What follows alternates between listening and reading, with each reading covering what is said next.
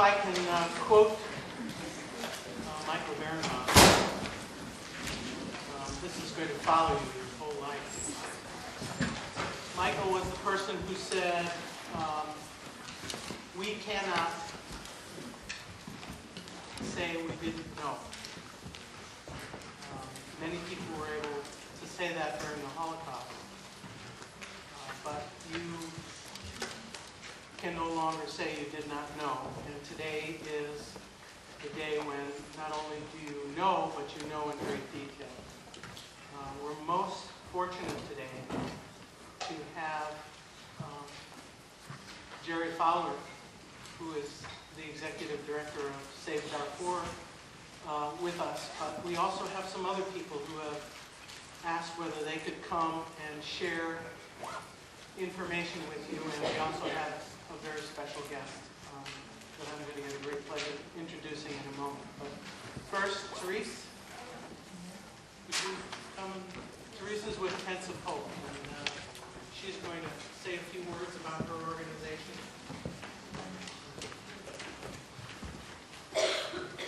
Thank you for letting me be here. My name is Therese Horsting, and I'm the outreach coordinator with Tents of Hope. It's a project that was originally based here in Petaluma and has now spread across the country. We're under the fiscal sponsorship of UCC in Baltimore, United Church of Christ. And it's basically an interfaith coalition that is uniting a lot of different groups, churches, synagogues, schools, and so forth in this effort to raise awareness and support for the people of Darfur, and to really finally do something to stop the genocide and get peacekeeping forces in there. We work very closely with and under the guidance of Save Darfur Coalition, and you'll probably hear about that today from the speaker, Jerry Fowler. Locally in Petaluma, they have a wonderful community group that is raising humanitarian relief and doing all kinds of projects. Various cities, I think we have nearly 200 cities across the country that are painting tents and having speakers and forums and special events to raise awareness. And they are all gathering in Sacramento on Thursday the 24th. I have a few flyers up here about that at noon at the Capitol. They're bringing information, they're bringing tents. And what we're doing with these tents is we're getting local artists and school children and community members to paint various sides of the tent, depicting hope and some positive images, as well as what's going on with the genocide in Darfur. And the cities have an opportunity to purchase these tents or get these tents assembled, display them to the community, and it's a way of having a visible tool for raising that support for whatever humanitarian organization they're affiliated with. So some people are doing like the crop walk, or they're raising money to send specific aid or packages to Sudan, all kinds of different projects. Anyway, I have some information up here. I don't know if they're here yet, but we have a filmmaker, Francesca Ravita, who's doing a special film on Darfur and our project. We have Ellie Simmons, who's our creative director and has been doing a lot of artwork and is currently writing a book about it. And I think we have Ken Roman, who will be coming here, I think, shortly, who's from our local Petaluma group. So anyway, I invite you to join us in the project. We're definitely looking for volunteers, and you can just go to our website, www.tentsofhope.org. Thank you very much.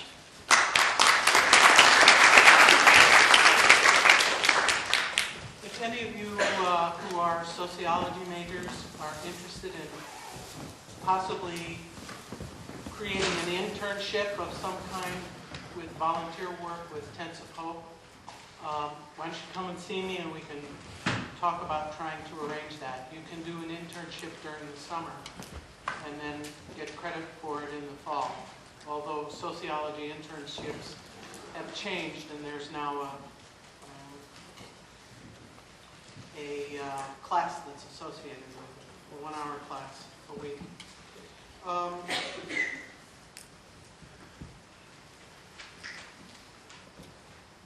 Someone just snuck in, but I want to point him out. Will you wave, John? John Steiner, Professor Emeritus of Sociology.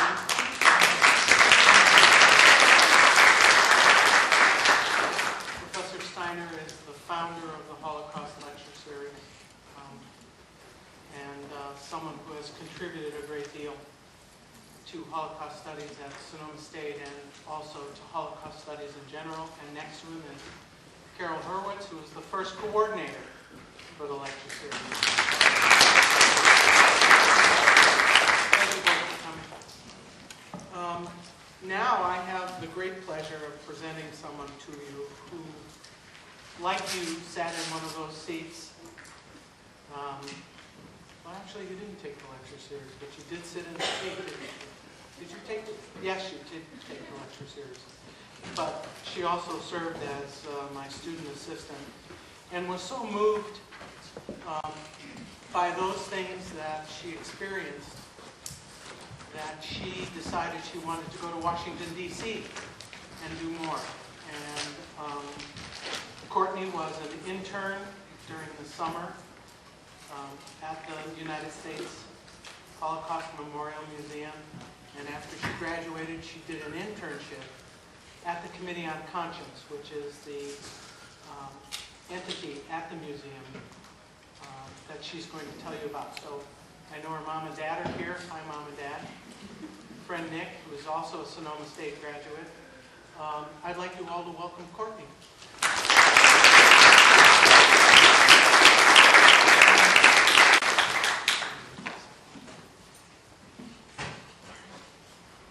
Well, thank you for having me, and it means a lot to be invited back. I took this lecture series in my junior year, so 2002, and I was definitely moved by what I heard here, and it inspired me to go beyond this classroom, because I feel like what Myrna said, you know, you can't just say that you didn't know, you have to take it the next step. So, like she said, I spent the past year interning at the Committee on Conscience at the United States Holocaust Memorial Museum in D.C. And I just want to tell you about that, I guess, that branch of the museum and what it does. And if you guys have any questions, feel free to ask. When the President's Commission on the Holocaust recommended in 1979 that a living memorial be established to honor the victims of the Holocaust, they also said that, you know, we couldn't just stop there. We needed to, in order to honor the victims, we needed to make sure that it never happened again. Eli Wiesel, who was on the committee, said, a memorial unresponsive to the future would also violate the memory of the past. So it's under those words that they created this Committee on Conscience. Since then, the museum has been responding to contemporary genocide, and this goal is just to give teeth and give meaning and clout to the words never again. So for the past year, I've been able to help the Committee on Conscience teach students and organizations, inform them that we need to raise awareness about what's going on today.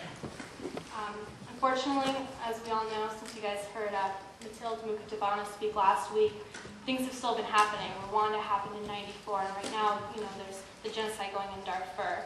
I put the website up right now, so if you guys want to look, we have genocide emergency over to the side, and the red light is showing that Darfur is a serious situation right now, and it's something that we really need to draw attention to. The committee utilizes a two-prong approach, and I had the pleasure of being able to help on both prongs, I feel like, through my internship. The first is to build a community of conscience. It's basically creating a group of people who actually care and actually want to stop what's going on. This includes students, Save Darfur, it includes STAND, which is a student organization that's focusing on stopping the genocide in Darfur and other crimes against humanity. There's over 1,000 STAND chapters around the world, and I guess around the country. And Sonoma is in the process of starting one up, and if anybody wants to pick that up, I'd be happy to talk them through that. We've also partnered with Google with Google Earth, which to create a geoblog and to do do a Darfur layer over the Google Earth that you guys probably have all heard about. Basically, you can download this layer and attach it to your Google Earth, and it will show you information about the genocide in Darfur. You'll be able to listen to read testimonies, see photographs, and also the next step is this geoblog called World is Witness. And basically, it's a great opportunity to read about what's going on in the world. We've had people from the museum go to different locations, go to Rwanda, go to Darfur, and also Eastern Congo, and they are able to blog about what they've learned and what they've seen, and stories that they've heard from people who are living on the ground right now. So this is beyond just raising awareness, it's actually like hearing eyewitness testimony. They've also convened national conferences. Like I said, STAND is one of the major organizations that students can get involved in, but the museum also has conferences on Darfur and on the Congo and other, I guess, hotspots of conflict, and they've been able to inform people around the world about what's going on in these areas.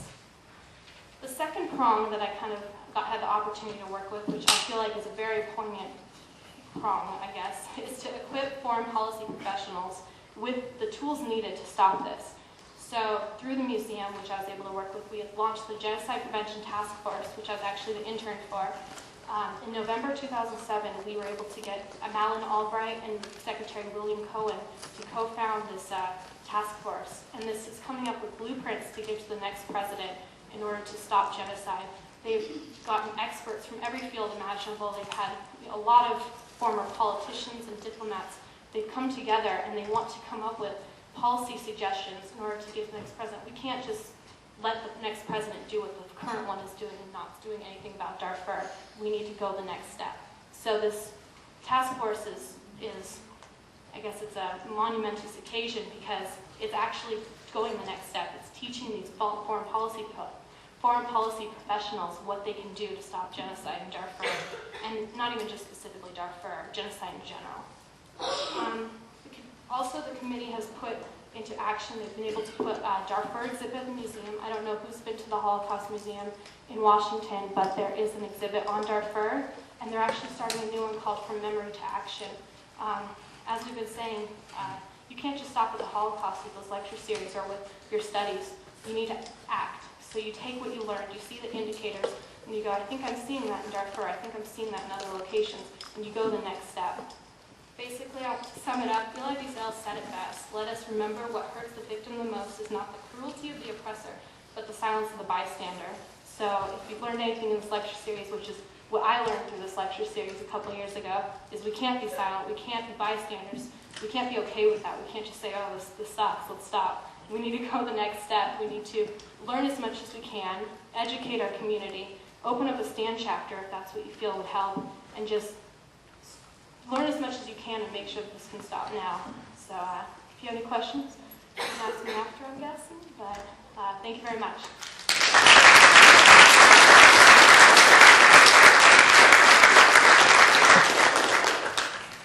Stephen from Sonoma State University. Plurally has asked me to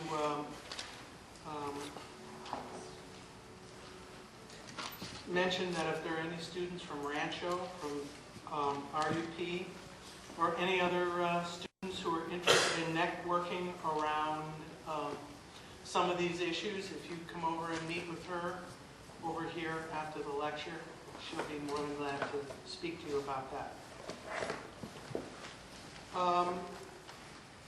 We've received a message from the Armenians of the North Bay. We're going to be having a lecture on the Armenian Genocide in a couple of weeks.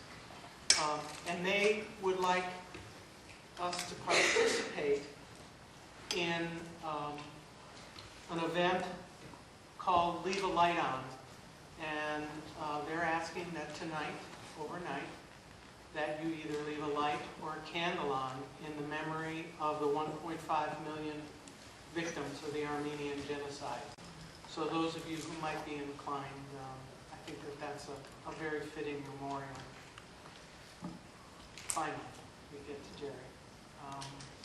Jerry Fowler has been coming to see us for 4 years, 5 years?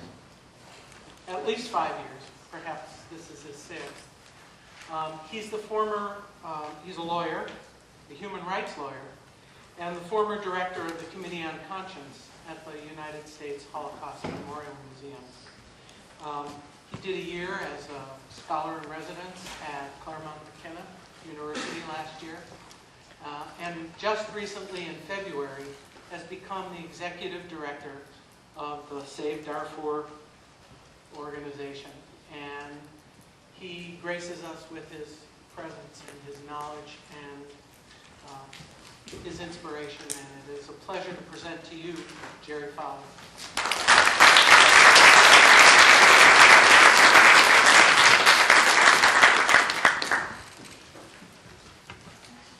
Thank you, Myrna, for that very kind introduction. Thanks for I think the first time I came, you didn't even have a microphone, so it's just, things are progressing every year in every way. But thanks to Courtney for talking about the Committee on Conscience. When I've come before, I've talked about that. I've come in my capacity as the director of the Committee on Conscience. And this year, for the first time, I have a different capacity. So it's an honor to be here once again. I understand this is the 25th anniversary, or the 25th year of the series, which is definitely a banner year. Congratulations to Professor Steiner and to Carol Hurwitz for getting this going.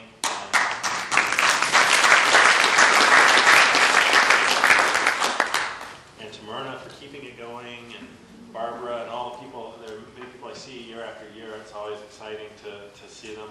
And then the faces of the students, they always change. And one thing I've noticed, actually, I don't know if you ever noticed this, but the students always get younger. Yes.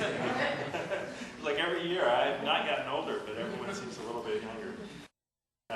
But nevertheless, that's one of the great joys that I've had in my career, both at the Holocaust Museum and I hope continuing at Save Darfur, is being able to speak to students. And I'm going to talk a little bit more about the movement to stop genocide, the creation of what I call a Constituency of Conscience.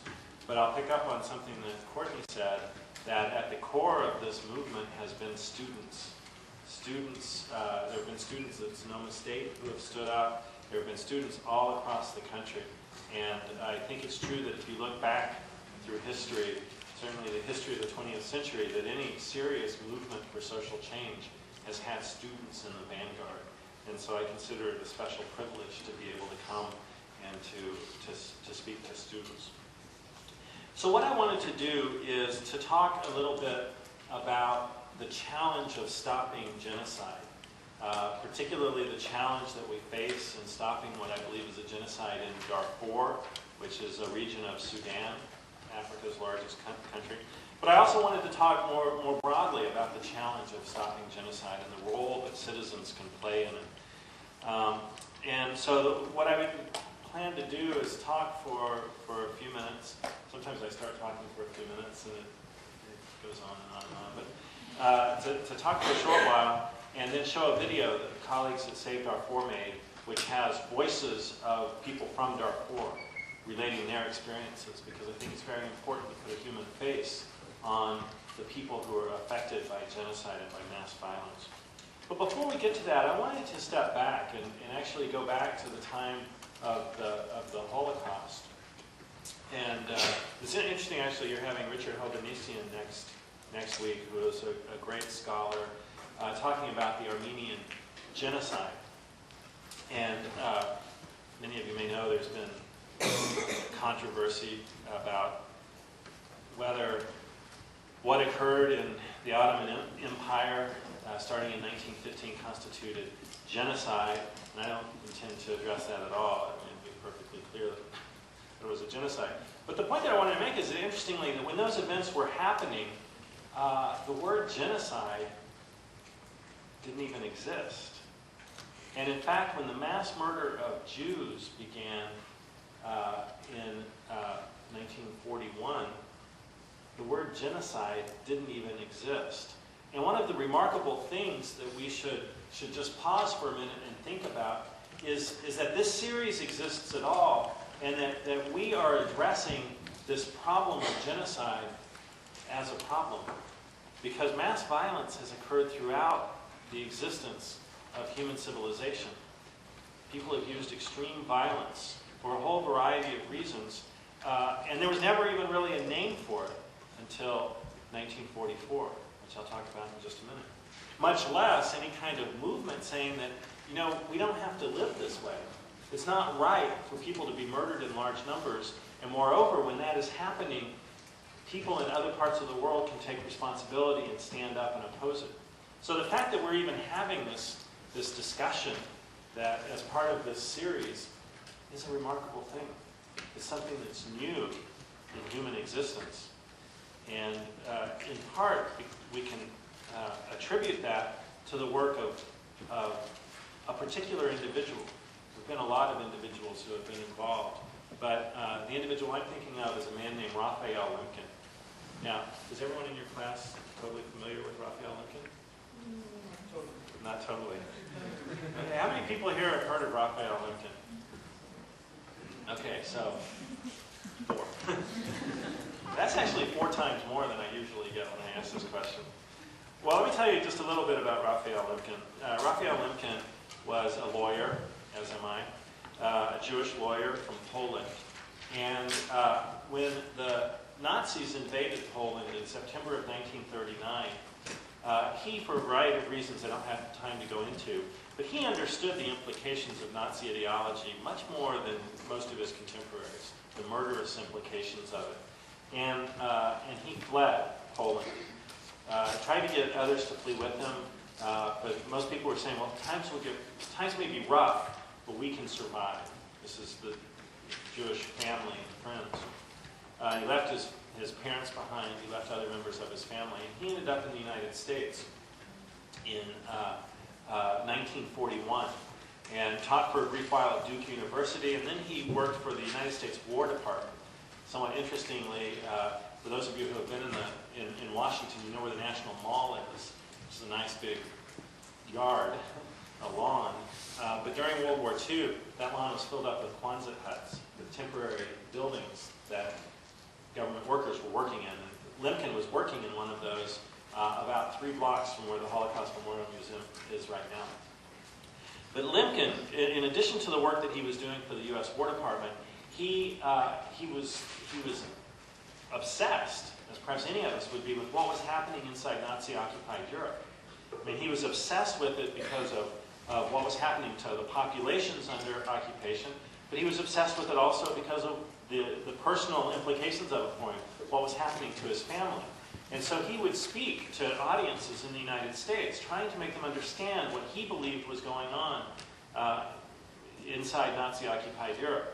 And you should know, and maybe you've talked a little bit about this, information was available, but it was not widely understood by the public that mass murder was going on starting in 42.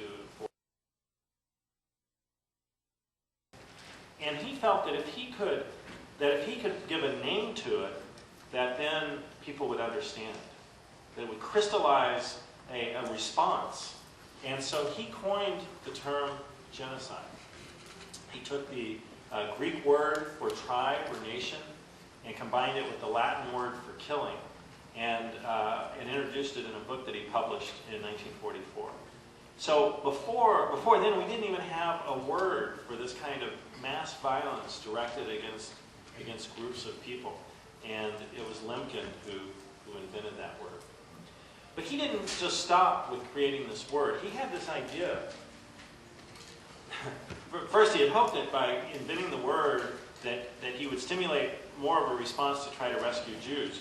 He didn't publish it until November of 1944, and by that time the war was coming to an end. Most of the people who perished in the Holocaust had already died, and it didn't really have an effect. But the word did immediately catch on. In fact, a month after he published it, it was the headline of an editorial in the Washington Post, Genocide, where the editorialist of the Washington Post said, this is a new word that's been invented by Mr. Lemkin, and it describes what's going on inside Nazi-occupied Europe.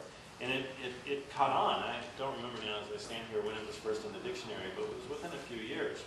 But Lemkin's idea was that he created this concept. He identified this phenomenon not just to stop the Holocaust, but to try to change the course of human existence. and that his responsibility did not end just by putting a name to what the Nazis had done, because he saw it in more universal terms. There was a particular crime, and he saw it as a crime. He was a lawyer, after all, and he conceived this as being a crime, an international crime. But he saw it, the particular crime that the Nazis were committing fell into a broader universal category. And so, after the war ended, he turned his attention to the newly formed United Nations with the idea that not just get in your mind that this is a sole individual. He has no organization.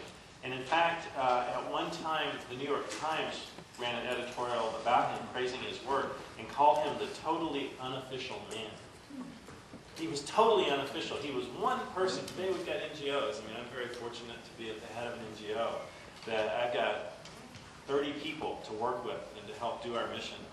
And Lemkin was just one person. And he had this idea that as one person, he would be able to get the United Nations to adopt a treaty that outlawed genocide and that committed nations to preventing and punishing that crime.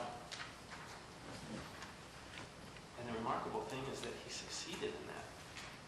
He didn't succeed by being easygoing, that's for sure.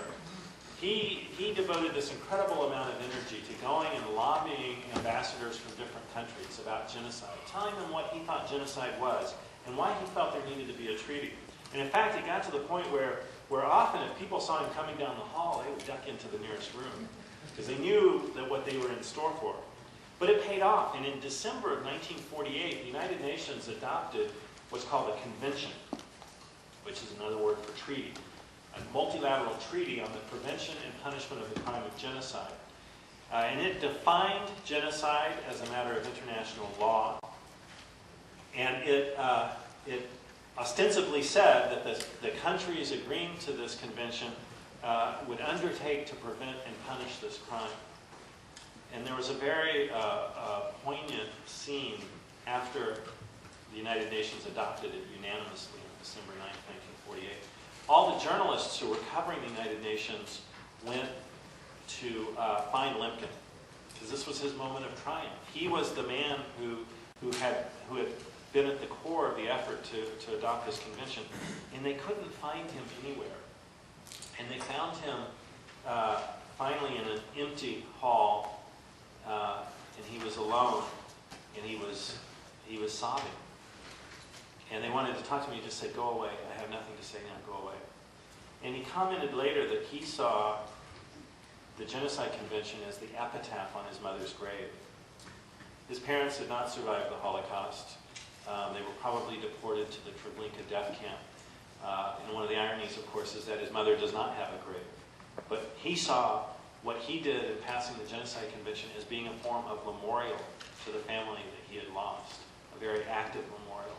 And that very spirit of honoring those who suffered in the Holocaust by trying to prevent contemporary genocide underlies the efforts at the Holocaust Museum and the Committee on Conscience that Courtney was talking about.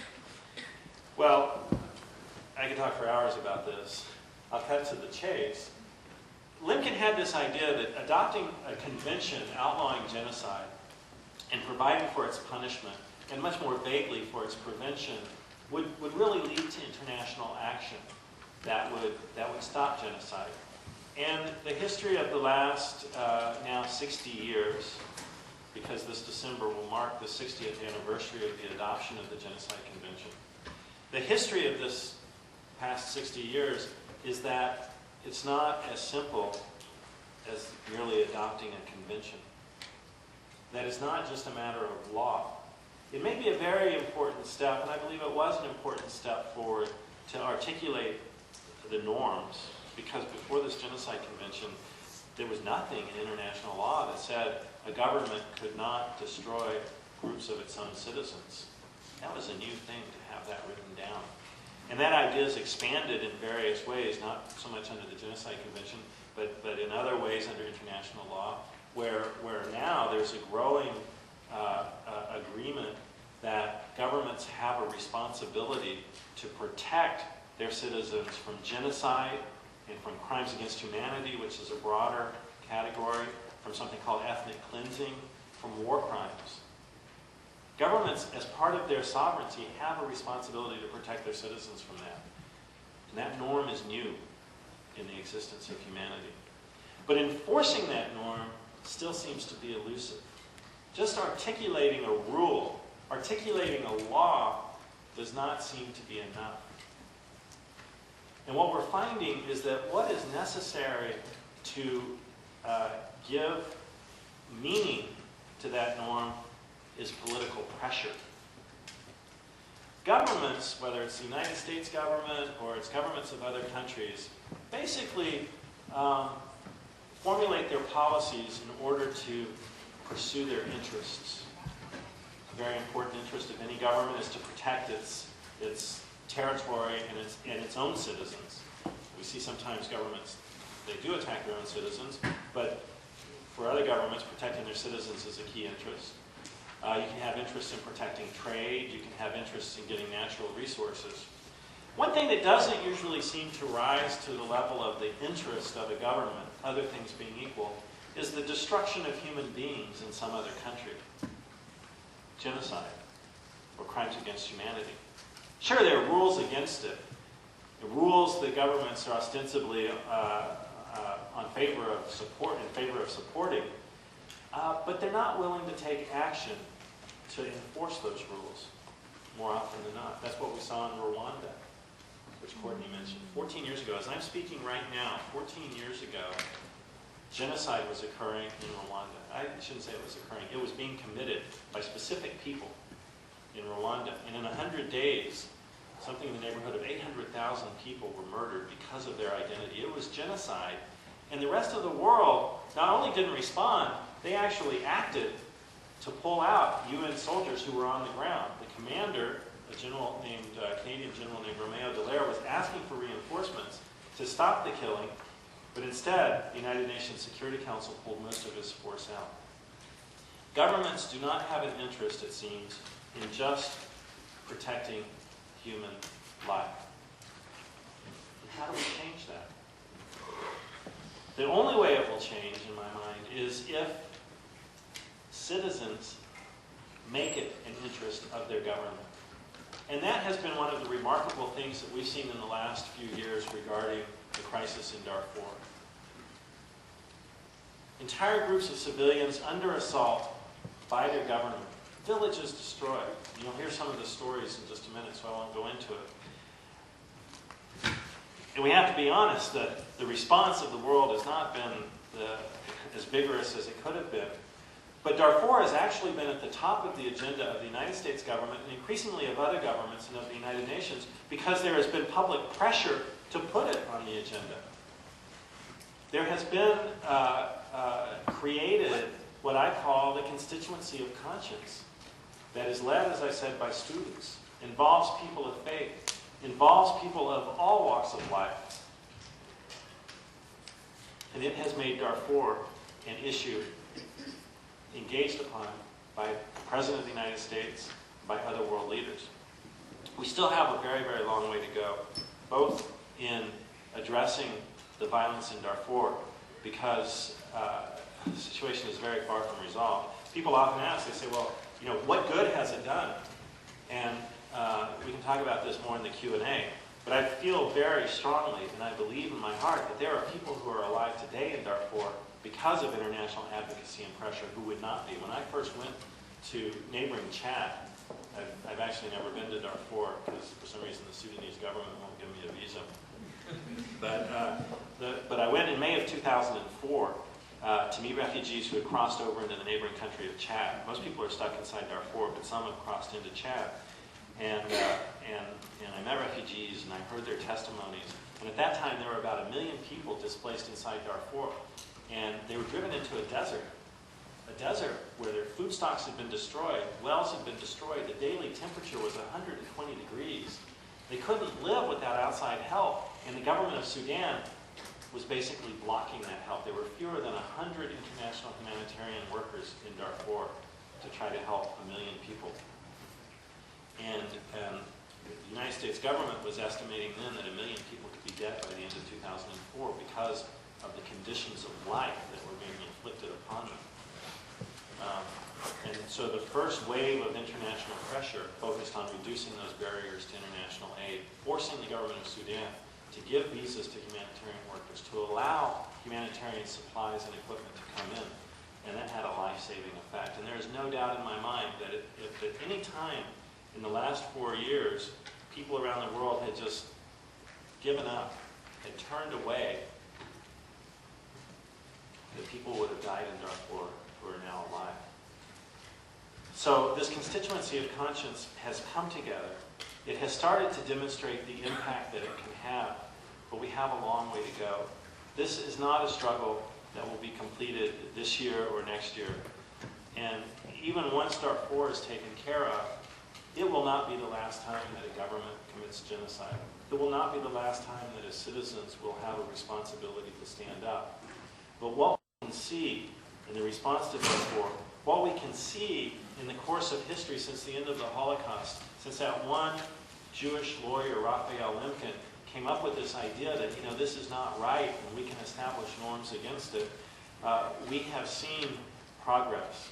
It's been slow, it's been fitful, it's nothing compared to what we would like to achieve, but nothing worthwhile ever happens quickly or overnight. We're on a very long journey and a very long struggle, and the key to prevailing in that struggle is to continue to build and to sustain, and for all of us to be part of this constituency of conscience. We can act right now with regard to Darfur. We can be prepared to act tomorrow, the next time a government starts targeting its citizens. But the important thing is for us to make the choice that we will act, that we will not remain silent. So now I would like to show you this film, which is called Voices from Darfur. And then after that, I'll be happy to take your questions and listen to your comments. Lights, please.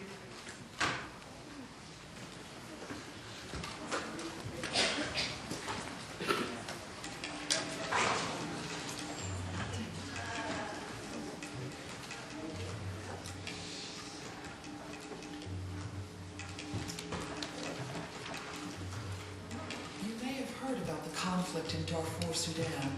What's really happening there? And what can you do to help save the people of Darfur?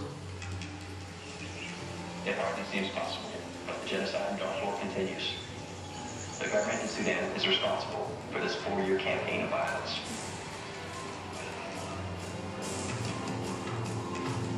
A catastrophe is still unfolding on a massive scale. The Darfur region in Sudan. England has called Darfur the worst humanitarian crisis in the world today. Over 4,000 villages were being burned down, the rest of them from the earth. Our own government trying to kill us all.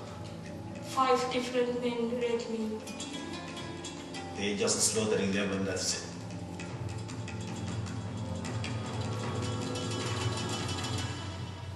Sudan is the largest country in Africa, and Darfur, an area about the size of Texas, lies in the western region of the country.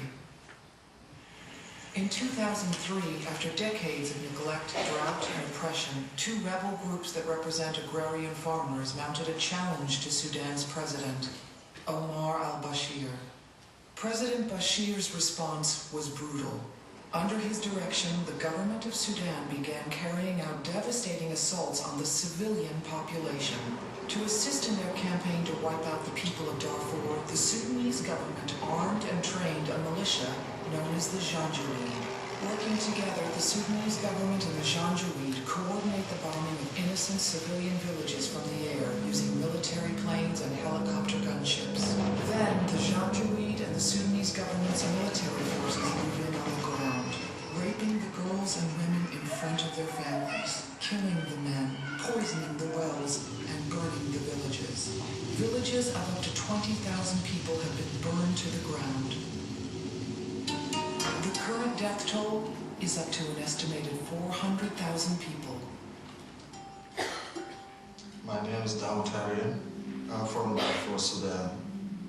I was able to escape, but my brothers and hundreds of other people was killed. While I was a refugee in Chad, I wanted to do something to help in my people. I became a translator for international journalists. I risked my life for this work. I would believe if the people know what is happening, they will help to stop the genocide. I'm just only one 100,000 people who were separated since 2003. Here are some others. These are the story of real people, voices from Darfur.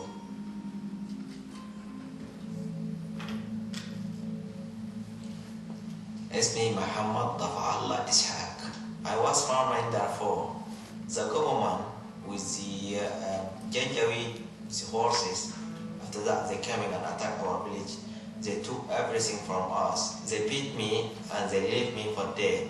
And they killed everybody in the village. If you are not riding, if your children, elder, woman, man, everybody when they found it, just they kill us. My brother was best friend, like father to me. They shot 5 bullets in his back. If I have chance to say something for my brother, I'm praying all days for you. That's it. That's the border. We've just crossed from Chad heading into Sudan and into Darfur. We asked the Sudanese government for permission to come into Darfur, but we didn't get it. No surprise. You can look at it this way.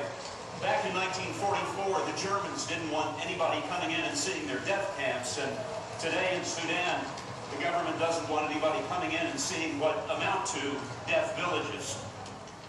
This is a picture of Hangala before the attack. This is what the government didn't want us to see. There are houses all around us, as far as the eye can see, and they're all destroyed, every single one of them. Why burn each and every house down? Yeah, it's a message, you know, it's a message to non-Arab people in Darfur. We do not want you in Darfur. A message delivered by Sudanese troops and militia called the Janjaweed. The Janjaweed will divide themselves, some for rape, some to set fire, some to shoot, and some to follow those survivors who were able to run away. They may hide behind trees, behind bushes. Those bushes will be set on fire. When we talk about more than 4 million people who have been forcibly displaced from their homes, ethnic cleansing have been completely established. What is happening is complete extermination of the indigenous African in Sudan.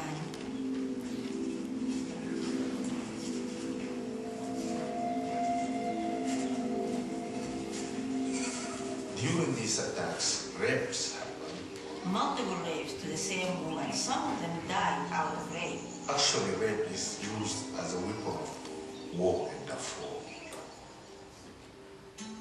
Five different men, they attacked me, they raped me, and they cut me in different parts of my body with a knife, and they burned cigarette in my body. The rape is very, very difficult something for me.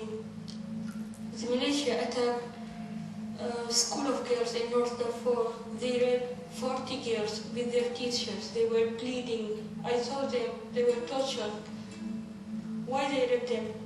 They were children. They were children. Just children. When the attacks come, the women may not be able to take all their children and run away. So those who survived only took few of their children. Some just died there, right there.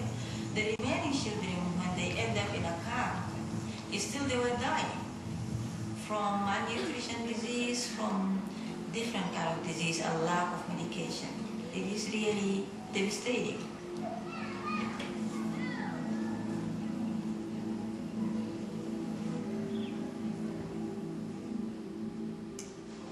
In a country governed by the rule of the gun, Saleh Osman believes in the rule of law. He's a human rights lawyer working in Sudan. As violence in Darfur increased, Mr. Osman worked to provide a record of the alleged war crimes. When the situation became worse in Darfur, I was very much engaged in that issue of protecting the rights of the people. He is a thorn in the side of those who use violence to cling to power. And so for many of his fellow Darfurians, Mr. Osman is a lifeline to hope. hoping that maybe, if not tomorrow, one day, one time in the future, criminals should be held liable for their acts. His fight against injustice in Sudan has had a personal cost. Several members of my own family have been killed. The rest are right now living in the camps. Myself, also, I have been targeted because of my work as a human rights lawyer. And I was threatened also that I would be killed. He was taken and tortured by the Sudanese government and held for 7 months in 2004. After his own hunger strike and an international letter-writing campaign by human rights organizations, he was released. When I came out, I found more than 5,000 letters around the world supporting me and encouraging me. That was amazing. His story is an example of how effective international pressure can be on repressive governments. With all the effort that I have made, still some people have no idea about what's going on in Darfur. More than 2 million innocent civilians have been forced to flee their homes and now live in displaced persons camps in Sudan or in refugee camps in neighboring Chad. When their village was attacked, these women walked for 3 days across the desert with their children to escape. Like many refugees, they try to find some shelter under the shade of a tree.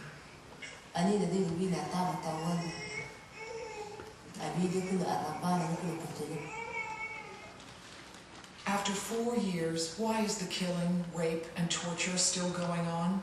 Because world leaders have been ineffective at mobilizing real pressure on the Sudanese government. The Bush administration, the United Nations, and others have had strong words but have done little to stop the killing in Darfur. President al-Bashir's strategy to deny, delay, and defy international peacekeeping efforts has worked. And major countries like China have protected the Sudanese government in the UN Security Council because they have oil interests in Sudan. That's why we need your voice more than ever to pressure governments around the world to end the suffering. 6 o'clock in the morning, I went to forest to find firewood. When I come back, my child I find with my mother. And my wife, she was 7 months pregnant. She died in that day. And my sister, Toma, and my father, they are separated. I don't know where they are still now. I don't know where they are. They hung me, my head down. They're beating me, they asked me, they're beating me, they said, you have to tell us, if you don't tell us, we will kill you. I said, I don't know nothing.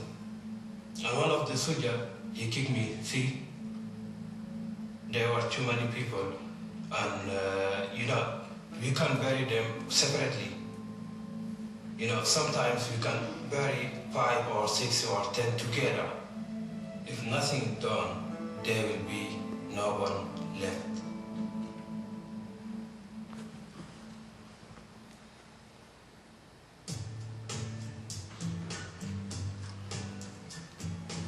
A world away from Darfur, one survivor found a new home in Philadelphia. My name is Shakir. I am from Sudan, Darfur. United States, I came in 2004. I was in this house, and this family, a very nice family, they teach me so much. I just ask God, He just bless them with a long life, and He help them, as they help me. I love them so much. He is haunted by what happened. The Sudanese government came to our house and they took my father. And they torture him in a very different ways. They just dig a hole. He just dig a hole with my father. He was alive. Anwar Bakr. Bakr is my father. Aisha is my mother. I have some brothers. They make people alive. Even I couldn't recognize my neighbor.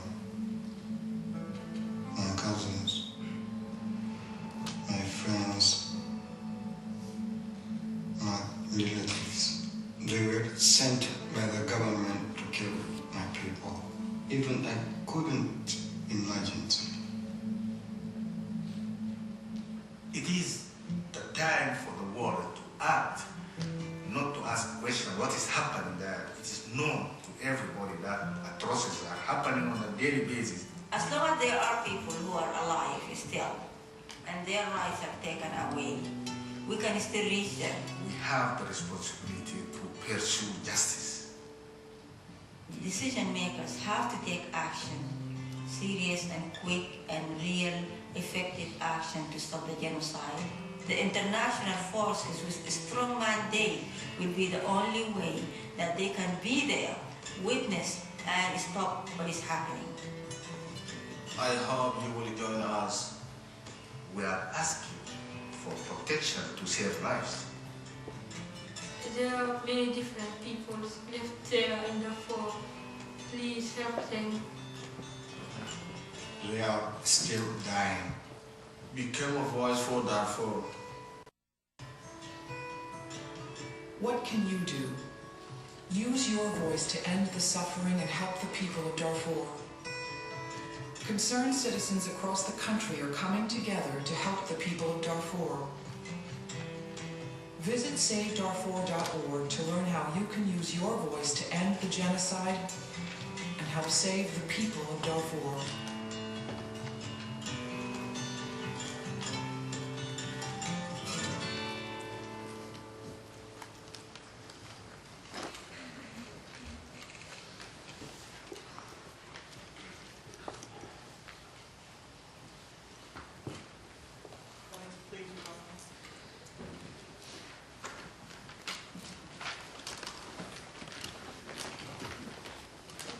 So I encourage you to go to SaveDarfur.org, and I'm happy to take your questions.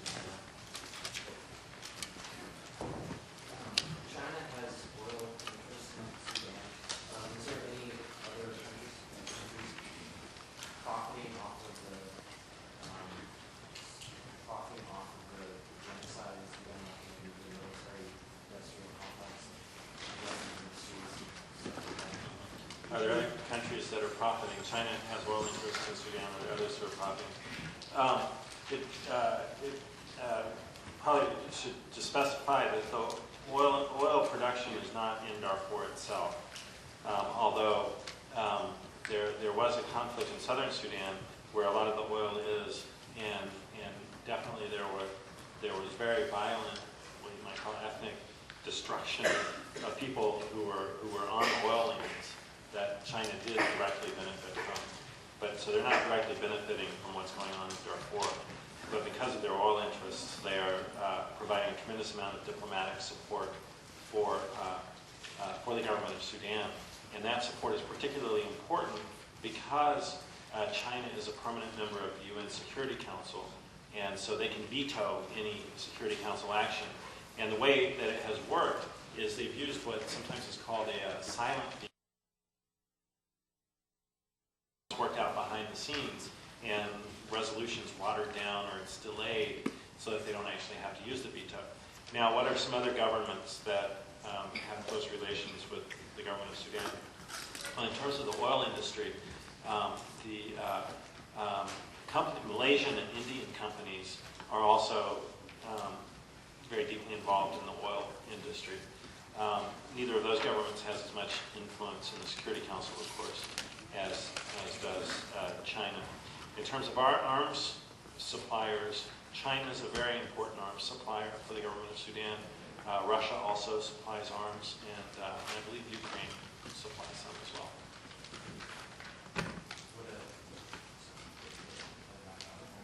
Would a boycott of Chinese products be a way to act? Would a boycott of Chinese products be a way to act?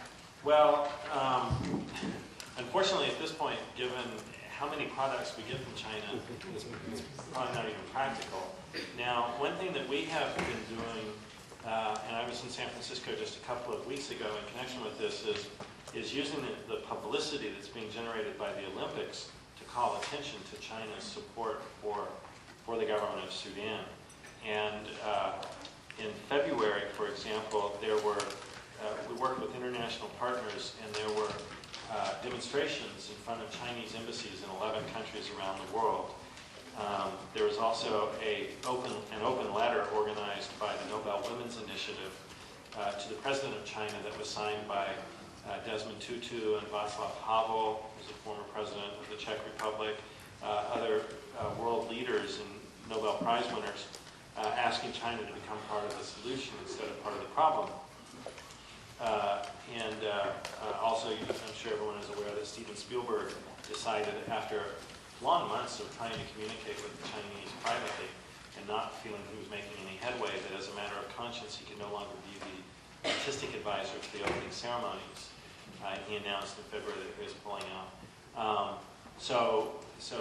And there's actually been some Chinese response. They've appointed a special envoy for Sudan.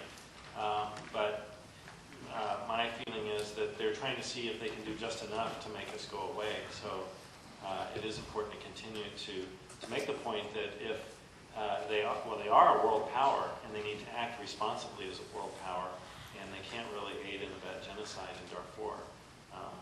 Or if they do, they can expect for it to become an issue. Yeah. What exactly do you suggest be done? So what should be done? Our main focus right now, kind of the short-term focus, is protection for civilians on the ground. Last July, after a lot of delay and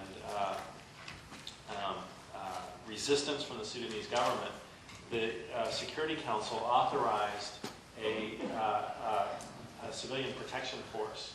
And under pressure, Sudan agreed to the deployment of this force. It's supposed to be 26,000 troops. Since then, it's less than a third deployed. So this was in July, and now here we are in April.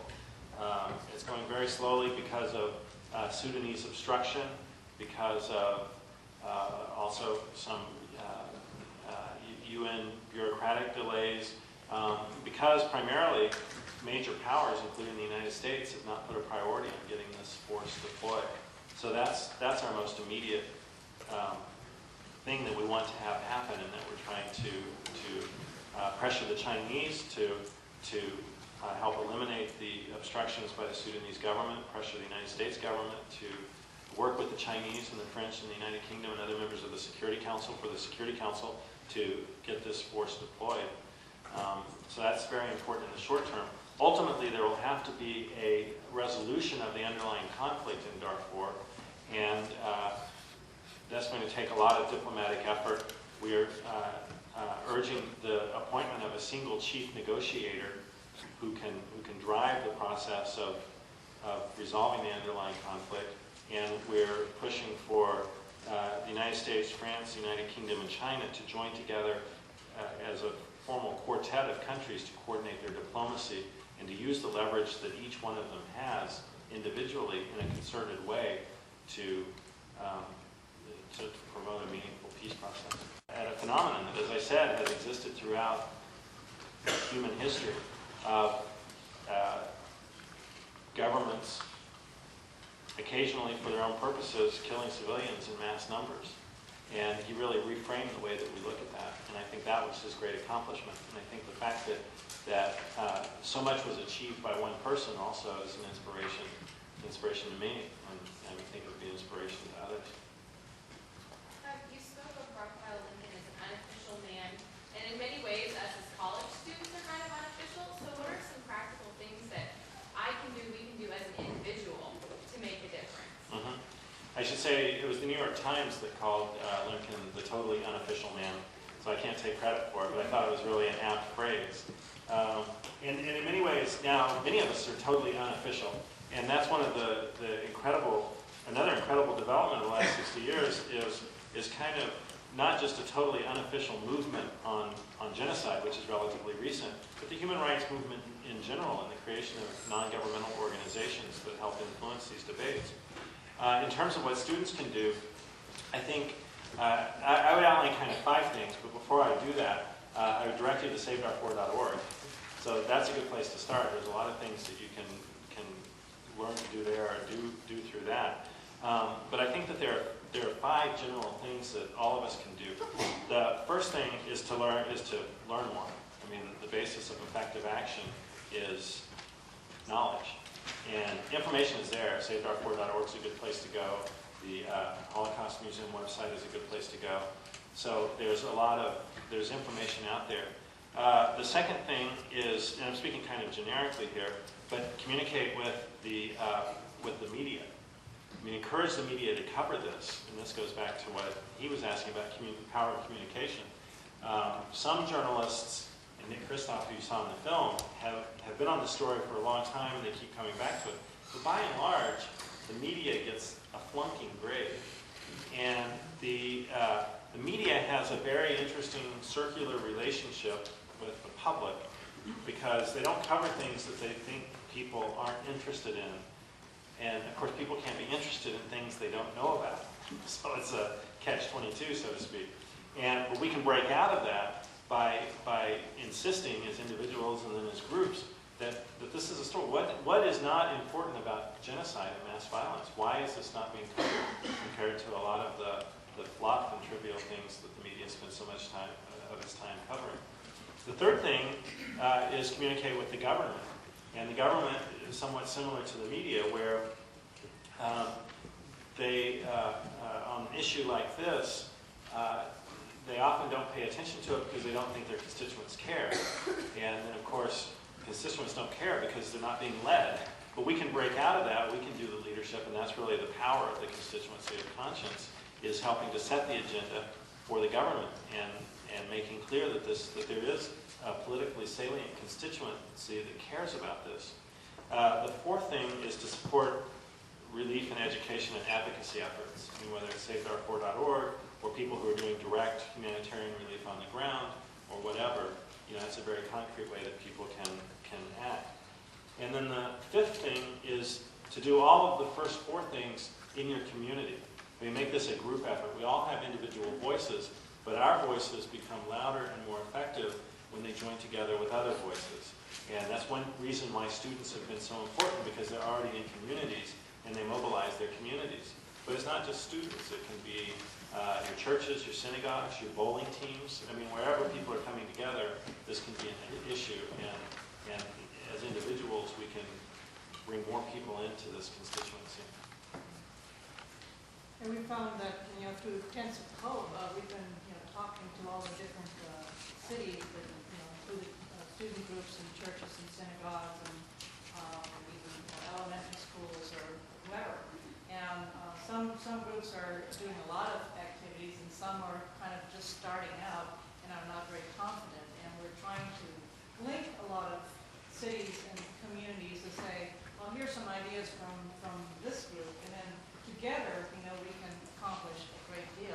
We can hook up students and communities, and we can, by having something like the tent visible in the community, it's an easier way to maybe attract the media to come take pictures, and then they can write a story about it, and it develops from there. So it's a nice focal point to attract media attention.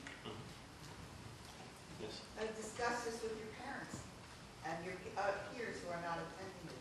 Yeah, that's very important. Your peers and your parents too. It's incredible the number of stories that we've heard of people who first learned about Darfur and got engaged, but because their high school or college students brought the issue home to them. I'd be curious to know how many people in this room would be interested in commencing on economic boycott of Chinese products. No more iPods. If you go to the store and you see it's manufactured in China, let's not buy it. Let's send a message. It's a lot of stuff. Go back there. What? Not you?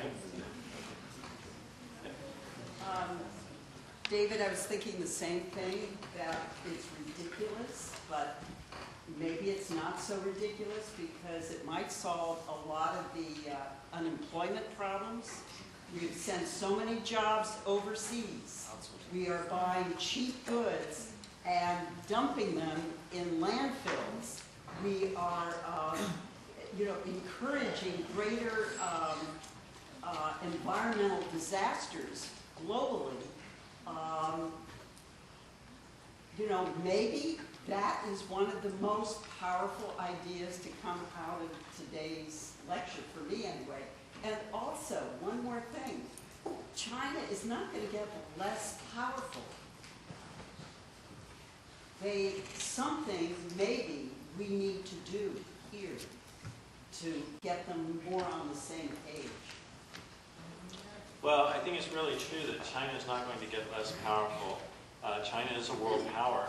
And I think in some fairness to them, they're trying to grapple with what that means, because it's a new thing for them. And before 15 years ago, they were not that. I mean, they had relations and they were in the world, but they weren't in the world in the way that they are now. And I think they're trying to figure out what it means. And we're doing it kind of with a bullhorn, but other people should be doing it in other ways of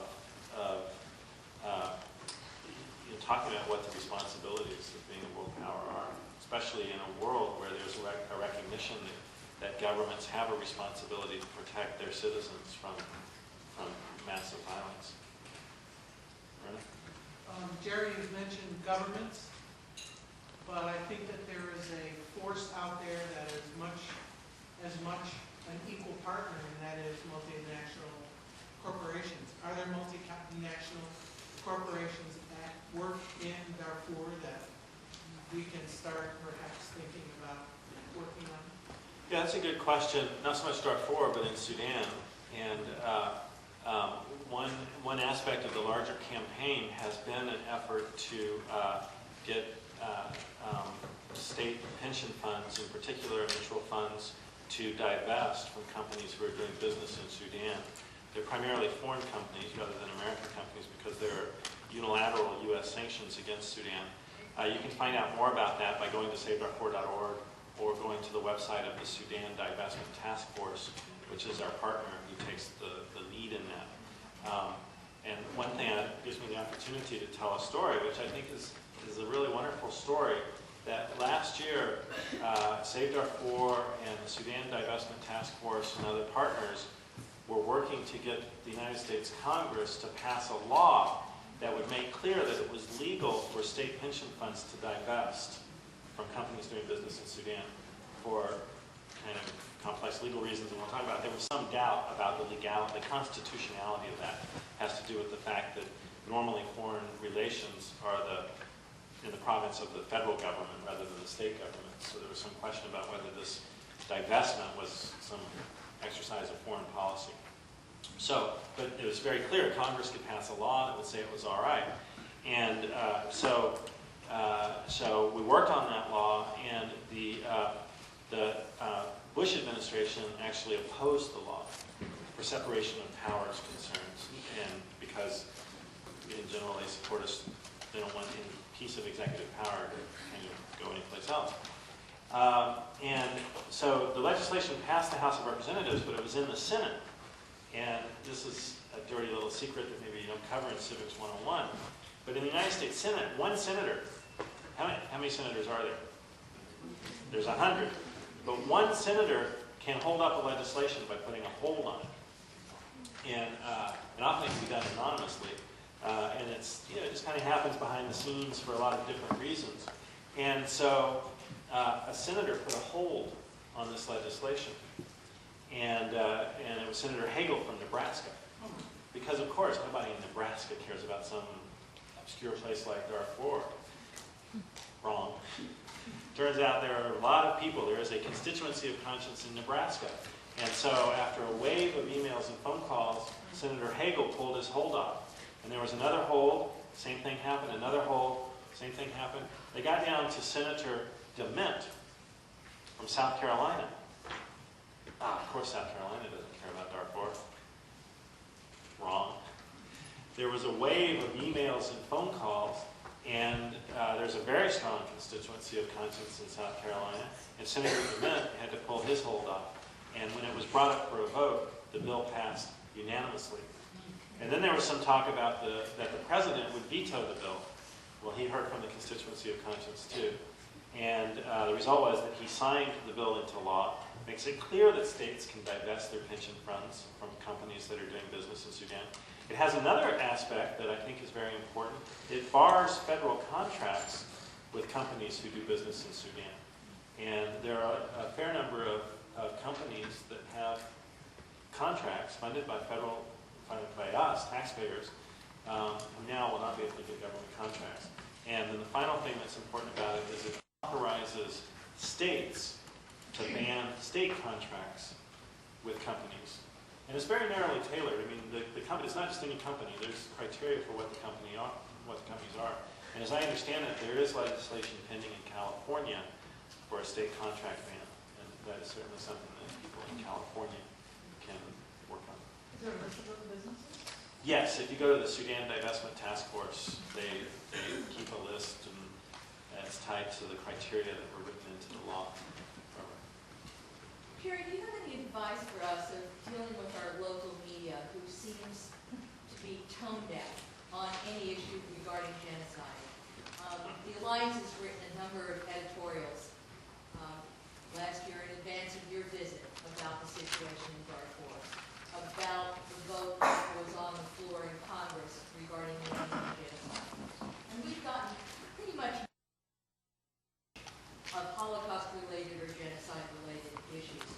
And I'm wondering whether a group like Save Darfur could do a media watch where we could share the information. These are local newspapers who are refusing to cover these issues, to use that same, if you will, gentle political pressure to be able to affect some kind of change. Well, that's possible. I'm not sure they would care about whether we were monitoring them or not. Maybe that you can do things. New York Times company. Oh, well, that can help.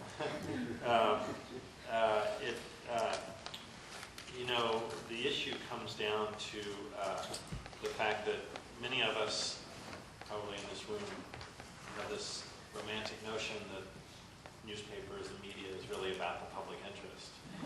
And in fact, it's a business. It's driven by the bottom line. And so I think figuring out ways to affect their bottom line.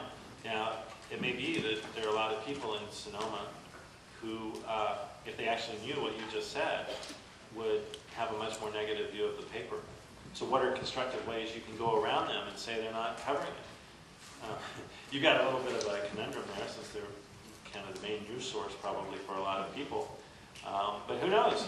A protest out in front of their offices might get TV coverage, leverage one media outlet against the other, and think creatively. But I think part of it is appealing to their sense of public interest, and then that doesn't work, go to less noble interests that they may have.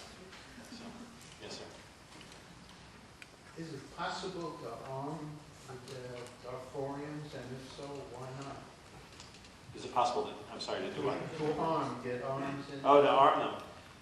Well, one of the unfortunate things is that there are a lot of arms in the area, and there are Darfurian rebel groups, but they're not responsible actors for the most part. And so you might be able to imagine some situation where there is a compelling case to basically arm or people. But I don't think Darfur is a good case. I mean, I think the problem is too many arms there. It's too many entities who are preying on the population.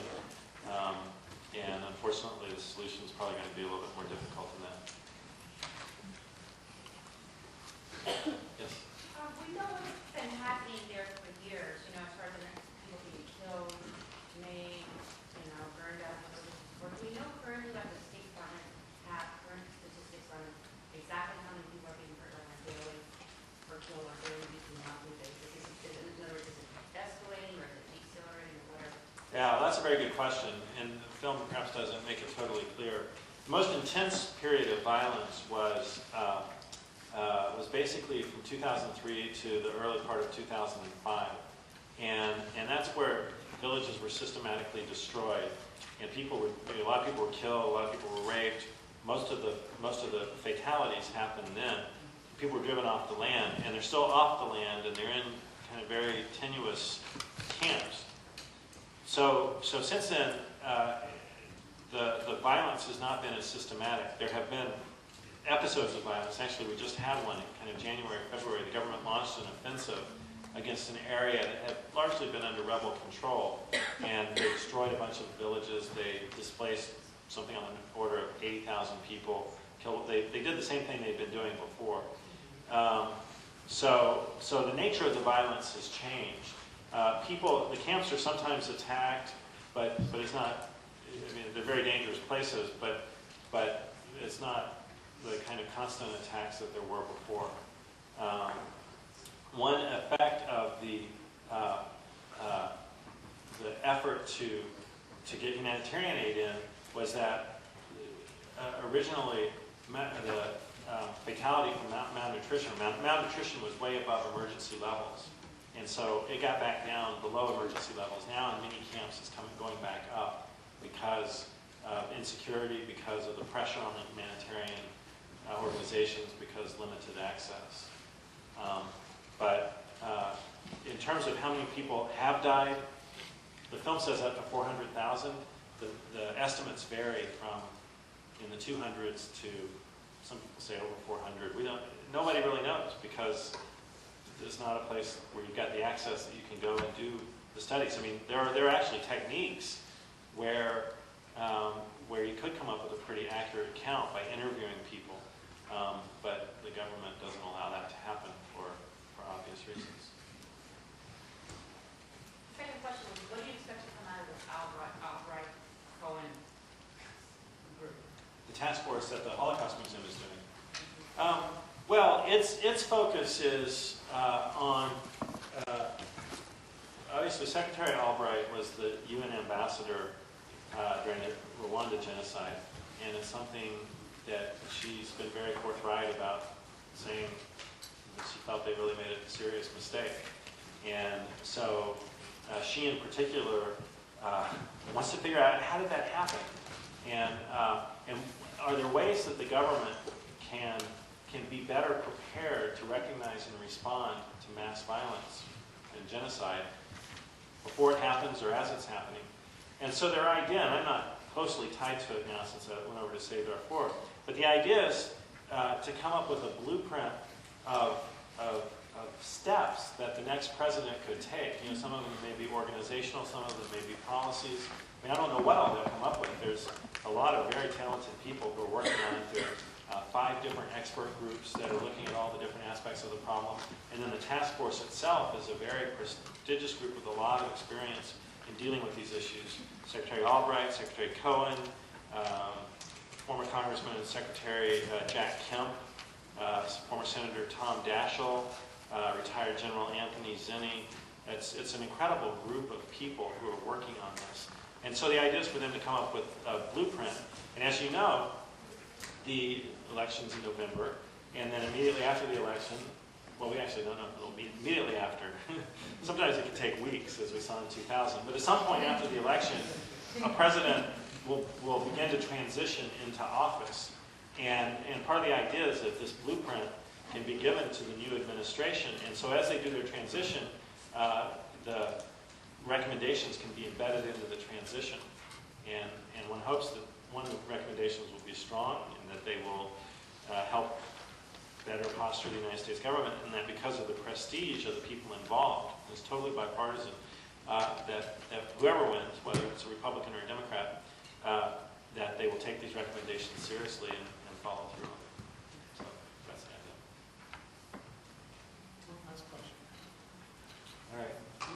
One last. So. In 2003, we heard all of the media war on terror. It seems like Darfur is a situation that our government would put more focus on. How come it wasn't? Why wasn't more focus put on Darfur? Well, I would go back to, I don't think it necessarily had anything to do with the war on terror so much as there was, to the extent that the United States government was focusing on Sudan, at that time, they were actually promoting, in a good way, negotiations to end the conflict in southern Sudan, which resulted in a treaty that was signed, an agreement that was signed in January of 2005. But primarily, I go back to what I started out by saying, that this kind of issue that doesn't have any other geopolitical resonance is not going to be very high on the agenda unless there's a public push. And the public push didn't start really until 2004. And then it picked up steam in 2005, 2006, and continues to this day. But so to come back, that gives me an opportunity to come back to my basic message, that really the key to lasting improvement in responding to genocide is to have a constituency of conscience that cares about it and will raise its voice and demand action by our government. So, thank you very much.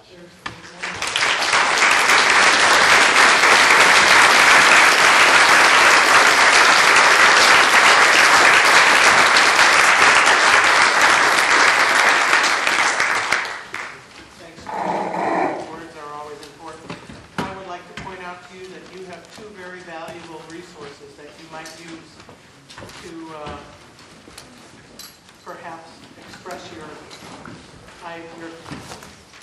ideas of conscience. One of them is your time, which is an extremely valuable resource.